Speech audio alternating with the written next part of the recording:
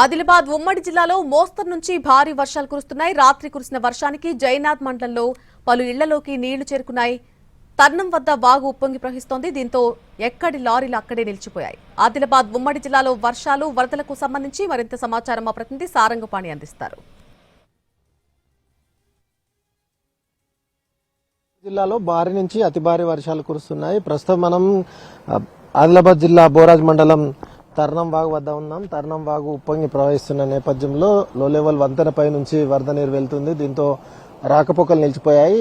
ఆదిలాబాద్ వైపు నుంచి బల్లార్షా మహారాష్ట్ర వైపు వెళ్లే వాహనాలు ఏవైతే భారీ వాహనాలు నిలిచిపోయాయి. కిలోమీటర్ల మేర వాహనాలు నిలిచిపోయిన పరిస్థితి. నిన్నటి నుంచి వాటికి సంబంధించిన లారీలను నిలిపివేయడం జరిగింది. ఎందుకంటే ఎగువన ఉన్న సాత్నాల మత్తడి వాగు ప్రాజెక్టుకు సంబంధించిన గేట్లను రాత్రి ఎత్తిన నేపథ్యంలో భారీగా వరద నీరు వచ్చి చేరుతున్న నేపథ్యంలో ఈ లో లెవెల్ వంతెన పూర్తిగా నీట మునిగింది. ఇది ప్రతిసారి వర్షం ఏ చిన్న వర్షం వచ్చినా వంతెన పూర్తిగా మునిగిపోవడం, రాకపోకలు నిలిచిపోవడం అనేది సర్వసాధారణంగా మారింది. అయితే ఇది గతంలో ఉన్న పాత బ్రిడ్జి కూల్చివేశారు. అయితే కొత్త బ్రిడ్జి నిర్మాణం కోసం పనులు కొనసాగుతున్నాయి. ఈ నేపథ్యంలోనే లో లెవెల్ వంతెన లక్షల రూపాయలు వెచ్చించి నిర్మించారు. కాకపోతే దాని కింది వైపు నుంచి నీళ్లు వెళ్లకపోవడం, అదేవిధంగా చెత్త చెదారం అంతా పేరుకపోవడం మూలంగా ఈ విధంగా రాకపోకలు ప్రతిసారి నిలిచిపోతున్నాయి. అటువైపు మహారాష్ట్ర వైపు నుంచి వచ్చే లారీలు ఏవైతే ఉన్నాయో అటు తర్నం నుంచి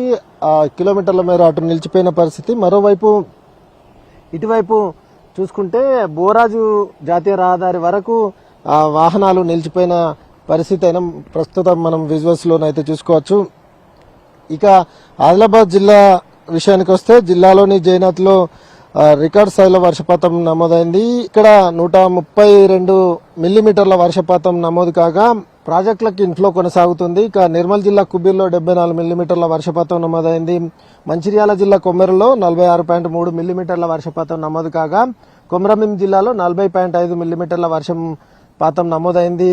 ఇక కడం ప్రాజెక్టుకు ఇన్ఫ్లో కొనసాగుతుండగా 3 గేట్లెత్తి దిగువకు నీటిని విడుదల చేశారు. సాత్నాల ప్రాజెక్టు సైతం 2 గేట్లెత్తి దిగువకు నీటిని విడుదల చేస్తున్న పరిస్థితి కనిపిస్తుంది. మరోవైపు బైన్సాలోని గడ్డన్నవాగు ప్రాజెక్టుకు సైతం ఇన్ఫ్లో కొనసాగుతుండగా 1 గేట్ ఎత్తి దిగువకు నీటిని విడుదల చేస్తున్నారు.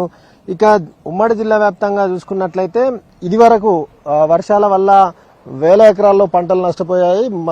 నిర్మల్ జిల్లాలో 19,000 పైగా ఎకరాల్లో పంట నష్టం జరిగినట్టు అంచనా వేశారు. ఆదిలాబాద్ జిల్లాలో 20,000 పైగా ఎకరాల్లో పంట నష్టం జరిగినట్టు అంచనా వేశారు. మరోవైపు అటు మంచిర్యాల కొమరంభీం జిల్లాలో సైతం పంటలు భారీగా నష్టపోయినట్టు అధికారులు అంచనా వేశారు. అయితే ప్రాథమికంగా అంచనా వేసి ప్రభుత్వానికి నివేదిక సైతం ఇచ్చారు.